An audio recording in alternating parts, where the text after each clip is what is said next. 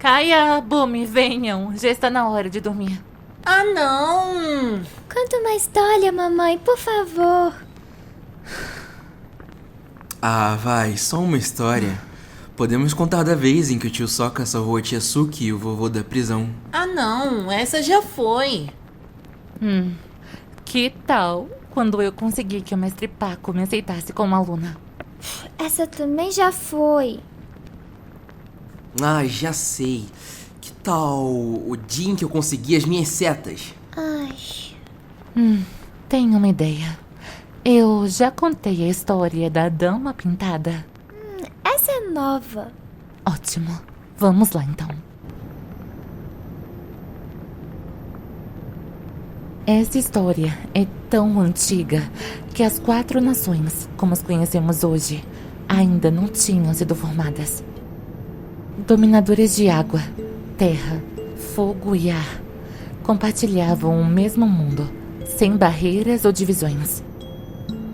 É claro que os elementos se concentravam em certas regiões, mas era comum que as pessoas viajassem livremente pelo mundo todo.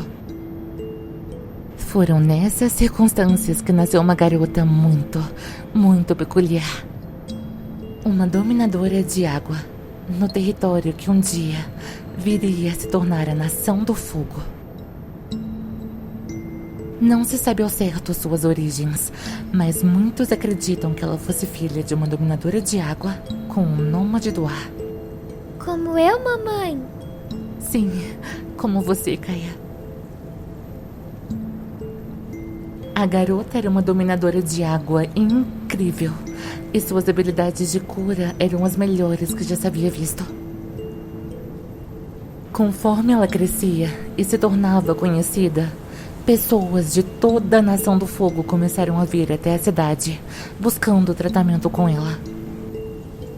E ela sempre conseguia curar todos os seus pacientes.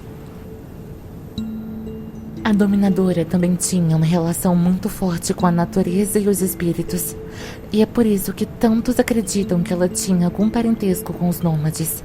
Ela conseguia se projetar para o mundo espiritual quando quisesse, e era onde passava a maior parte do seu tempo, quando não estava aperfeiçoando sua dominação ou tratando feridos. Mas sua vida não pôde se manter tranquila para sempre. As fronteiras das futuras nações se solidificavam, e a tensão entre os diferentes tipos de dominadores crescia. Figuras de poder da região começaram a se incomodar com uma dominadora de água ficando tão reconhecida numa região repleta de dominadores de fogo. Sua segurança ali já não era mais uma garantia. Mas o povo a amava. Aqueles com quem ela sempre se importou, os que ela trouxe de volta da beira da morte, estavam dispostos a protegê-la. Juntos, formaram uma resistência. Pintaram os rostos com tinta de guerra vermelha e branca. O nome da mulher foi esquecido para sua proteção, e ela passou a ser conhecida apenas como Dama Pintada. Diz a lenda que a Dama Pintada não morreu como as pessoas normais. Quando seu corpo físico chegou ao limite, seu espírito transcendeu a linha do mundo físico e do espiritual. Pelos séculos que se seguiram, o espírito da Dama Pintada continuou protegendo a região. Em homenagem ao rio que a cercava, a vila eventualmente adotou o nome de Jianghui e, com o passar dos anos, se tornou mais importante aos olhos da Nação do Fogo. O exército poderia utilizar o rio para construir um tipo mais robusto de metal para as armaduras, e então instalaram uma fábrica no local. Por um lado, a fábrica gerou muitos empregos para os habitantes, mas por outro, seus dejetos poluíram completamente o rio. Alguns oficiais da Nação do Fogo, como o General Mung, acreditavam que esse era um preço pequeno a se pagar pelo progresso. Mas o verdadeiro preço era muito maior. O espírito da Dama Pintada Com seu amor tão grande pela natureza, não pôde mais aguentar ficar ali e abandonou o local. Sem sua proteção, os moradores passaram a adoecer junto ao rio. Por sorte, antes que a vila fosse consumida de vez pela doença, a Dama Pintada decidiu retornar. Opa, peraí, amor. A Dama Pintada não retornou. Você se fantasiou de Dama Pintada. Ah, não, Indy, ela retornou sim.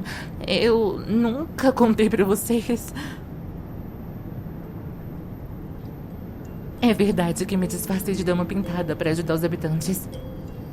Quando seu pai descobriu, eu e ele lutamos juntos para destruir a fábrica e salvar a vila de vez. O plano não deu muito certo. O exército culpou os aldeões e os oficiais decidiram derramar sua ira sobre a vila. Mas eu não podia deixá-los para trás. Não podia abandonar pessoas que precisavam de mim. Com a ajuda de nossos amigos, eu me vesti como Dama Pintada uma última vez. Fizemos o exército acreditar que era realmente ela. E eles se assustaram tanto que foram embora da vila para nunca mais retornar. A fábrica deixou de operar e o rio finalmente se curou. Mas o que eu não contei aos outros foi que, naquela noite, antes de partirmos em nossa viagem, eu voltei ao rio. Era lua cheia e a superfície brilhava como se fosse dia. Me abaixei para molhar as mãos e, quando ergui o olhar, lá estava ela. A Dama Pintada. A verdadeira. Ela só me disse uma palavra antes de desaparecer na escuridão da noite. Obrigada.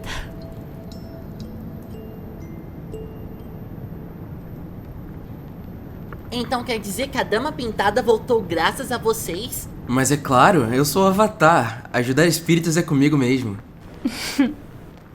Pode ser, mas eu gosto de pensar que ela nunca deixou a vila realmente. E só queria que eles lutassem por si mesmos. No fundo, eu sempre acreditei que tivesse guiado meu coração na direção certa. Agora já pra cama, vocês dois. Tá bom.